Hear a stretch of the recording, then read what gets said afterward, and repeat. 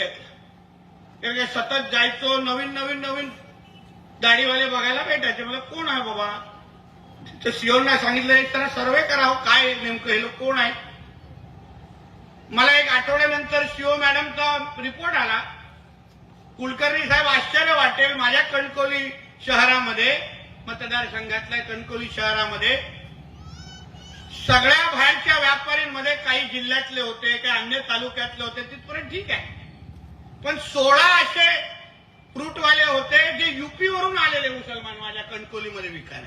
UP मध्ये काय संबंध, कशासाठी आले, कोणी आणले, काय उद्दिष्ट इथे येण्याचं. या सगळ्या गोष्टीवर माझ्या व्यापारी वर्गाने फार बारकाईने लक्ष तुम्ही ठेवा.